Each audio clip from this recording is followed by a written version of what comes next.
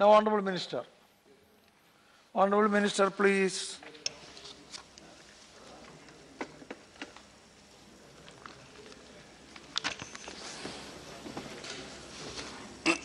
Sir, I extend my thanks to all the members who participate in the deliberation for passing of this bill.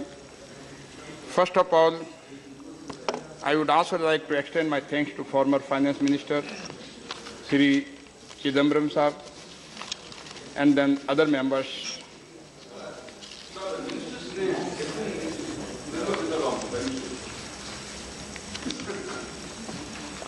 Yes. Sir, some of the issues raised, very important issues were raised by honorable member Chidambaram Sahab with respect to providing upper limit on the fee for late filing. Sir, this is related to clause 80 of the bill and section 403 of the Act. Basically, the earlier provision allowed for a period of up to 300 days for filing and payment of additional fees without any prosecution. This was viewed as having led to increase in non-compliance by companies, especially with respect to filing of annual returns, financial returns. The changes will bring the necessary seriousness in companies in ensuring timely filing. The original Companies Act also does not provide for any upper limit to the amount of filing fee which can be imposed. However, government takes the care to remove that any prosecution fees by the genuine companies are addressed timely. Sir, the second point was with respect to the relative of auditors. This is related to with respect to clause 42, section 141(2) of the Act. Basically, the original section is in the Companies Act 2013 is being retained. I would like to inform the honorable member it is being retained. The amendment proposed before the introduction in the Lok Sabha has been dropped. It was suggested by the stakeholders, basically at the time, particularly auditors, that the disqualification on account of relative shareholding, etc., with the company was impracticable, too stringent. The proposed original amendment were deleting the requirement there should have been an abuse. It is therefore proposed to not to amend the provision and difficulties, if any, removed by threshold of the shareholding in a company through rules, if required. Whenever it is required, we can do it. This would examine that the independence provisions are not diluted unnecessarily. And next point which was raised is with respect to insider trading. This is with respect to clause 64 and 65, section 194 and 195. But I would like to inform the honorable member that this has also been omitted, because reason being the SEBI through its regulation provides compulsorily for checking insider trading and forward trading. The Companies Law Committee examined this issue in detail, and it has been provided that the appropriate reply be listed companies, it will be amount to a duplication. So once we provide in companies law, and at the same time the SEBI regulations and rules and act also provide the same thing, and the listed companies are being governed by the SEBI Act. In case of inconsistency between SEBI Act and the Companies Act, then the SEBI Act will have an overriding effect with respect to this issue. So that's why it is not required here. Sir, the next point raised by member is with respect to loans to directors. It is related to clause 61 of the bill and section 185 of the Act. The absolute ban on a company giving loan to related entities create problem for normal genuine business also. In order to ensure that there are adequate safeguards it has been included in the amendment that a special resolution is passed, because to raise the finance of the company, it is working is also very necessary. A special resolution is required to be passed. The amount raised is used only for the purpose of principal business activities of a company. It can't be used for other purposes. Loans can be extended to the individual of a, it can't be extended to the individual of the partnership firm. So this is with the sufficient safeguard have already been provided. And the next point raised was with respect to the relating to private placement. This is with reference to clause 10 of the bill, section 42 of the act. Basically, the private placement is a mode of raising finance, has been an essential part of the Companies Act. It executes its Companies Act. It also provides, it existed in the Act of 1956, the earlier Companies Act, and also in the Companies Act of 2013. The proposal is for reducing procedural difficulties while retaining the safeguards of the maximum number of the person in company can approach for the purpose, and stringent penalty for violation etc. is provided. So there is no worry on this part also. So far as the independent director's part is concerned, it relates to clause 46 of the bill, section 149 of the act. The changes basically aim at retaining the independent requirement but removing the difficulties on account of absolute distance from a company. The provision is basically appointing an independent director is not applicable to smaller companies. It is not applicable to smaller companies, but only to a larger companies, so there was no issue is there. The concept of materially with respect to the independent director is also accepted in SEBI regulation. The materially of 10% is with respect to the independent director is not the company. And sir, about this points raised about this with respect to the issue raised by Honorable Member Mr. Sanjay Seth, about the earlier period of 60 days in Act may be retained. Basically, I would like to say on this issue that change also empowered the central government to prescribe higher or lower period of as required.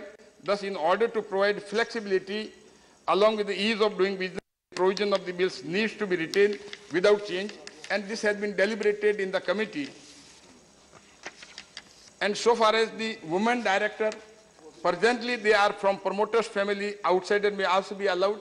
On this issue, I would like to say that the section 149 applicable to listed and large public companies simply provide for at least one woman director on the board. This promotes gender diversity and has been considered very important. The flexibility provided to a large company may be retained and no change may be needed. And so far as there is no restriction on an outsider being allowed.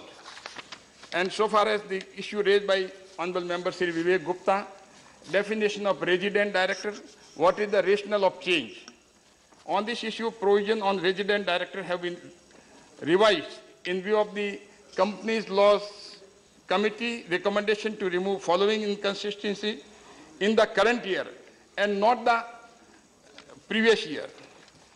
Basically, the stay of 180 days should be with respect to the financial year and not the calendar year. Resident director for newly incorporated company period of 80 days should be applied proportionately. Therefore, these ambiguities are being removed through amendment bill, so nothing to worry about it. This problem has been redressed in the bill itself. Now, the next Honorable Member Sanjay Seth has also raised this new kind of identity number is being proposed. This may create confusion. But in this connection, I would like to point out that the proposed clause 47 and 48 merely seeks to empower central government to prescribe any better identification number if needed. So this may be implemented if needed after due consultation. It is difficult to get the IDs in small companies, so provisions for IDs are applicable only to listed and large public companies, and it is not applicable for the small companies. So far as Honorable Member Vivek Gupta has also raised this tax law requisite mentioning of the specific object, how the bill address this problem. So in view of the recommendation of the Standing Committee, Parliamentary Standing Committee on Finance, the requirement of mentioning object specifically is being retained. Earlier it was proposed that it to be amended, but finally it was decided in view of the recommendation of the Parliamentary Standing Committee that this provision should require to be retained. So these companies would be continuing to state that specific object. Now earlier we have in fact provided amendment that they are not required to state the specific object, but the provision has been retained, earlier provision that they are required to state the specific object in the memorandum of association. Therefore the suggestion made by has already been redressed. So another suggestion is by Mr. Vivek Gupta that deposit insurance provision is being removed. This need to be, so far the deposit part is concerned, it is a related provisions of the Act and rules provide for the adequate safeguard for investors. Non-compliance is being made non-compoundable offense. So the stringent provisions are there. Since insurance companies have not been offering any insurance product for the company's deposit, on the recommendation of the company's law, the provision of deposit insurance was decided to omit it. And finally, sir, with respect to Sri Tapan Kumar Sensap, he has also raised the issue with respect to the CSR, and the CSR issue have also been raised, but certain exceptions are there in the Act itself with respect to this investing or spending the CSR amount in other areas. It is not a mandatory requirement that the CSR amount can only be spent in where the industry is situated or where a company is situated. It can be spent at other places also. The question was also raised by honorable members. His point is that the companies are not spending. Companies are not spending in rural areas. What do you do for that? So I would also like to inform that our ministry has taken the action. We have also issued the notices to all the companies who are not spending. But since this is a new law, this law was enacted first time in 2014. Therefore, just a minute. Yes, just a minute. Please listen. Just a minute, because this is basically this is a law. We have to basically we have to persuade this. We can't mandatorily made it because for initial period of you are making mandatory for public sector companies. Just a minute, please listen. Then thereafter. So, but question is, so initial for period of 2 or 3 years. We are persuading the companies and make them acquainted that this is a provision. Most of the and just a minute, and for some of the companies, not more. Some of the companies they could not spend their CSR. You can't enforce it. No. We have issued the notices. We have issued the notices and actions. Just a minute. And just a minute.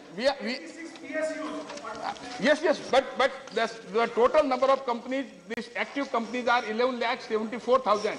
And out of those companies, and some of the companies who are covered, and some of the companies who are covered under the CSR spending, and with respect to all those, just a minute, Mr. Jara. Yes, 1 second. CSR has become PSR. It has become political social responsibility. And this is the greatest danger in CSR, that politicization of what the company should spend, where they should spend, particularly if you are public sector companies. I should think that this is time for an independent audit to make sure that the original objectives of CSR are being fulfilled. Sir, this is the only point I would like to... Okay, nothing more. Now, Honorable Minister, the only point is you kindly examine whether you can enforce this company so that they spend it in other areas also, rural areas also. Yes, sir. So that's why I'm making it clear. The law provides, if you see the section 135, along with the schedule attached with the schedule in the Companies Act, it is specifically provided, and a requisite amendment has been made, and it is provided that if companies, it is not mandatory for the company to spend the CSR in the same area. And exceptions are there. If they want, they can go outside that area. Number one. If they want.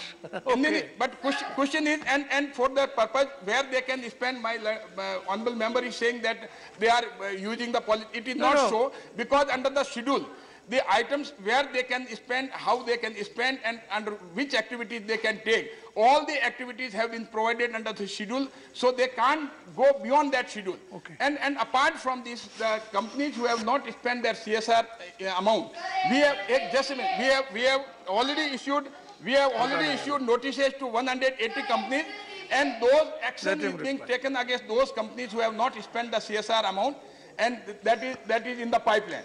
So it is wrong to say that the CSR amount, no action is being taken by the government against those companies. We are taking the action against those companies. And so far the shell companies is concerned, the issue has also been raised with, but just a minute, bhai, just you. No. But this is not Sit down. You have been Minister is not yielding. And again, Minister is not yielding. Sit down. Minister is not yielding. Sit down. I am not yielding. Now, sir, the the question was also raised by Honorable Member D. Raja with respect to the shell companies. I would like to say that since for last 70 years, this is the first time that under the able leadership of Honorable Prime Minister Narendra Bhai Modi, this first time we have taken this action, and we have issued notices to 2,97,000 companies. And a window was provided that they can comply. In case of non-compliance, they can make the compliance. Some of the companies have submitted their compliances. Around 70,000 companies submitted their compliance, and thereafter we have stuck up around 2,25,000 companies, and subsequent action, because the action taken under 248 of the Companies Act. Thereafter, with respect to, and this bank account has also been freezed. And we are also investigating with respect to the account of those companies. We have also revealed that some of the companies, and at one place, some of the companies having 400 addresses. One company has having the 2,100 bank account, and one company deposited around 3,700 rupees during the demonetization and withdrawn. Just 3,700 rupees. 3,700 crores, sir. 3,700 crores deposited during demonetization and withdrawn. And one company deposited during demonetization 2,484 crores. You take action against them. It shows that why the demonetization, now it is being proved that the decision taken by the government with respect to demonetization was the correct. And slowly we will find that around 3,80,000 crore rupees, some of the bank accounts are still under suspect, and those are being investigated. So it is wrong to say that no action is taken against the shell companies. We have taken the action against the shell companies, and all these actions, and some of the matters, some of the matters we found those serious matters were there. Those matters have already been referred to the Serious Fraud Investigation Office, and the action will be taken against them also. So this is the first time this government has taken, and government is committed. Let him complete. Let him complete. Let him. Yeah. But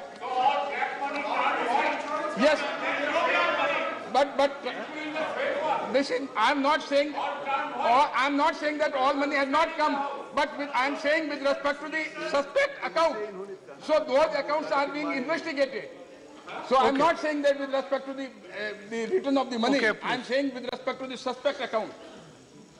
All right. Okay. And sir, so the other members have also raised very important issue, but due to the paucity of the time, I am not in position to respond it.